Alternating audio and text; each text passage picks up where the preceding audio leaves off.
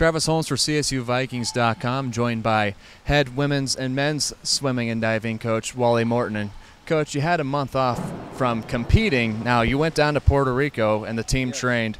Can you talk about how the training went down in Puerto Rico? The training went unbelievably great. We have never trained so much volume and so much intensity and so consistency with such great enthusiasm of any training trip I've ever had with any of our teams. And we're beat up, for sure. We're extremely tired, but we are not only able to do a lot of what we were doing, but in a very meaningful way. While you were down there, you competed in the San Juan Dual Relay Challenge. You took on UConn. The men performed very well. The women took one of the relays. Can you just talk about the team's performance down in San Juan? Well, both teams were very competitive, and both the men's and the women's teams with UConn they're a major program. They're a BCS school. They're extremely well funded, and it was a real privilege to swim them. The women, although they won 1 of 3 relays, they were just touched out in one of them. So they were extremely competitive, and of course we had 3 to 4 relays as they did in each event. So overall, what we noticed is we've got some good quality depth, and we mainly just had a lot of fun, and I really enjoyed getting to know the UConn swimmers and their coach Bob Goldman, who he and I go back about 35, 36, 37 years. Speaking of major BCS programs, the Notre Dame Fighting Irish come here to Busby Auditorium tomorrow to take on the men. It's just the men competing tomorrow. Can you talk about having a big program like Notre Dame coming into Busby Auditorium? Well, Notre Dame, as we all know, traditionally is one of the top universities in America. They are really the gold standard. So we have a really tough meet.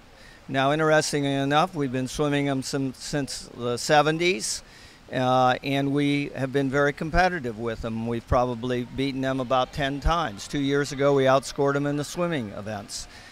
So we really look forward to that challenge. They are the Big East champions, and they are one of the top teams in the country. So this is a real privilege to swim them.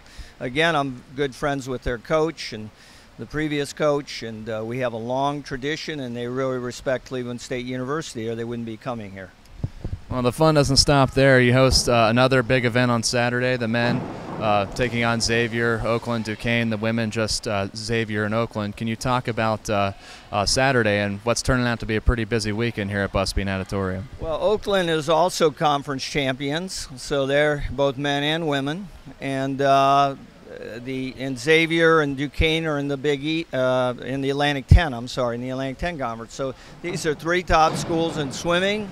Again, we come off of incredibly hard training. We're beat up, we're tired, but we assume they are too, because if you want to swim fast at the end of the year, you better practice very hard.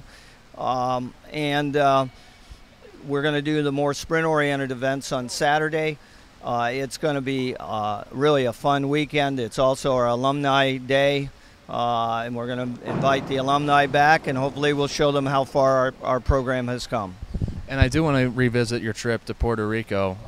With that month off of competition, really had time to focus on your training. Can you talk about your team a month ago before you headed down to Puerto Rico in that break, and now where you are now heading into the second half of your season? Well, we had a great fall semester. Then we let them have the option of going home, which 3/4 of the team took us up on that option. They went home for 2 weeks. If they trained while they were at home, we're in good shape. If they didn't train while they were home, we're not in as good a shape. We'll find out as we go on. It was really up to them. We had to trust them. We wanted to give them an opportunity to be home with their families at Christmas time.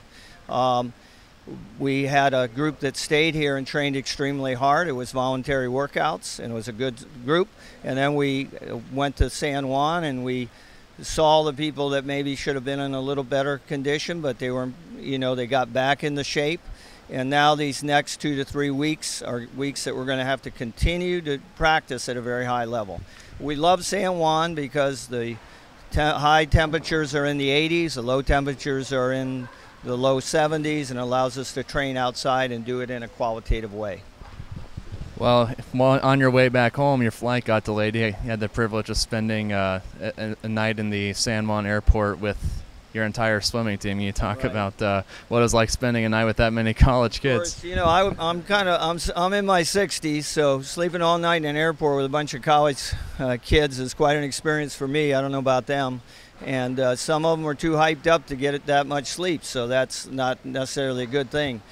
Some of them, are suffering with some back problems now. That's not necessarily a good thing, but they'll get over it. They'll bounce back. I know I've bounced back. I'm ready to go. I've got my energy level up, and I'm excited about this next 6 weeks going up to the conference championship. Coach, thanks for your time. Best of luck this weekend. Okay, thanks. All right, that's Wally Morton. This is Travis Holmes for CSUVikings.com.